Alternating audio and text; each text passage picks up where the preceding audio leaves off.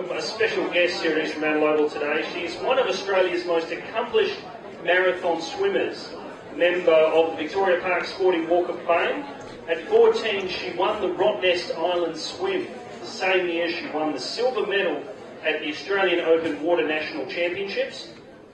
And in 1994, she became the fastest Australian, male or female, to swim the English Channel.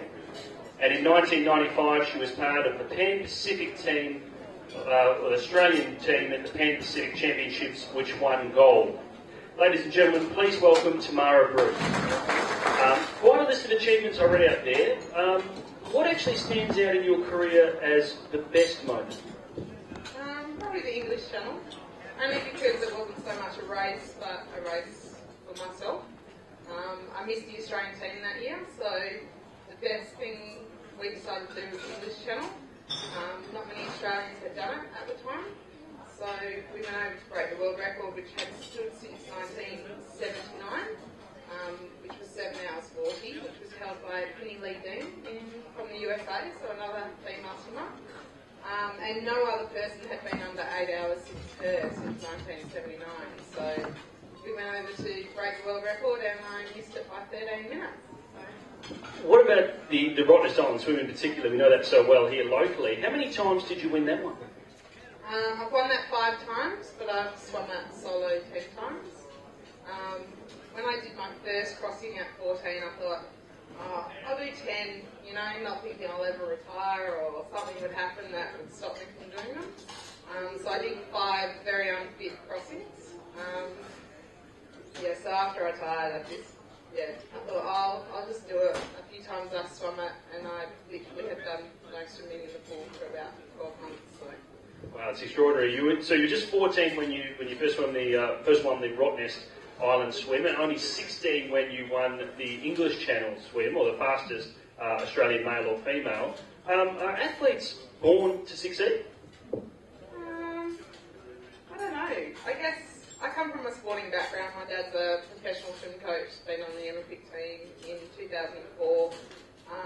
I guess sport's always been a part of our family, and I don't know. I think I have a determination that probably comes from my father. I actually got into marathon swimming because I stood on the shoreline in 1990 when they had a pre-world open water event in the Swan River, and I actually threw a tantrum because I wasn't allowed to do it, but I actually wasn't allowed to. I was too young, obviously. I think I was 11, 12. So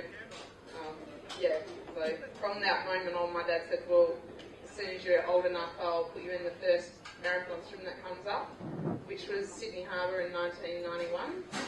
So that was from Manly to Darling Harbour and back again. It was an international invitational only. They chose me, even though I had never done a marathon swim before, because they had a gentleman from Argentina who was going to be the oldest, who was 41, doing it. And they wanted someone that was young, so they chose me, and I ended up 11th overall, I think. So. Extraordinary. They say marathon running and marathon swimming teaches a lot of life lessons. Would you agree with that statement?